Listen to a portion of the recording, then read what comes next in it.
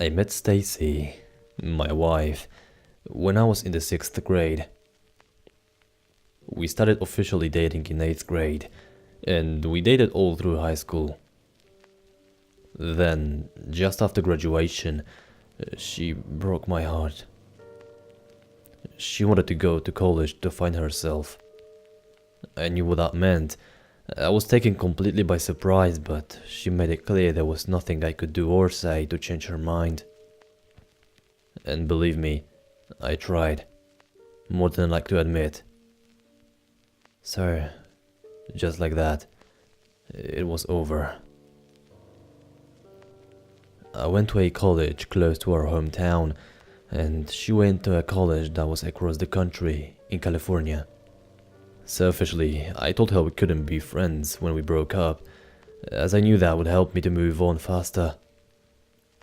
Remaining friends would have kept the sense of hope alive, stringing me along. Over the next 2 years, I didn't hear from her at all. At one point, I did hear that her mother passed away. Her father passed when she was young, but I never really found a good way to reach out.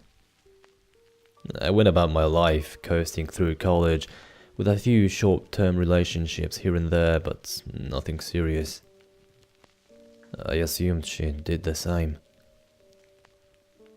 Then, one night, I went to a local bar with 3 of my friends, and there she was. I was too embarrassed to admit it, but I didn't actually recognize her at first. It had only been 2 years, but her hair was now short, and I already had a few drinks in me at that point.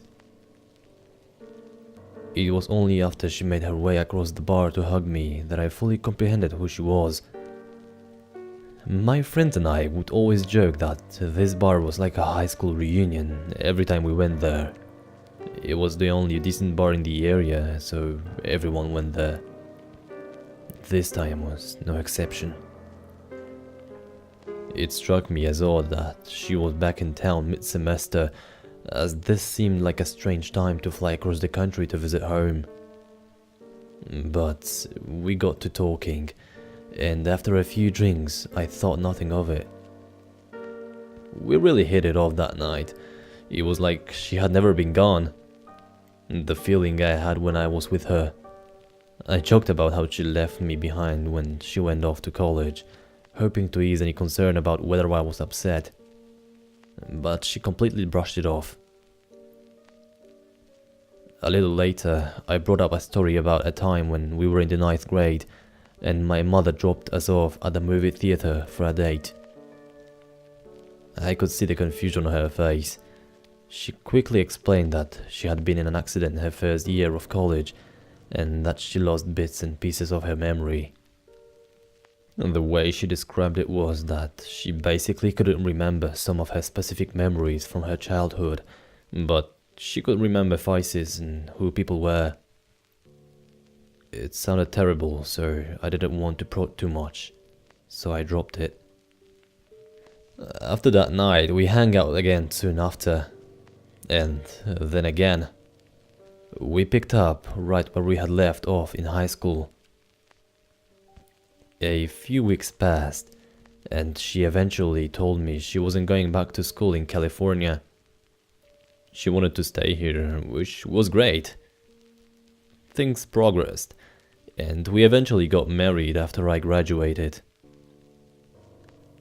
This was so great. Years rolled by and we had 2 kids. She was a stay-at-home mom, and she was so good with the kids. There were some ups and downs over the years, but things were generally pretty good. And then I got an invitation to our 10-year high school reunion about a month ago. I thought about not going, but after some convincing from my friends at work, I decided to go. Stacey had also planned to come, but we ended up getting in a ridiculous argument tonight beforehand, so she stayed behind. I don't quite know how to explain what happened tonight at the reunion. I'm still processing it. It seemed like it was going to be a pretty tame night. There were only about 40 of us that went. But then, somebody tapped me on the shoulder. I turned around and I immediately felt what I can only describe as dread in the pit of my stomach. I couldn't quite comprehend what I was seeing. She looked so familiar. I knew exactly who she was, but my mind was having a hard time processing it. It was Stacy. The Stacy I dated in high school. The Stacy that dumped me after we graduated.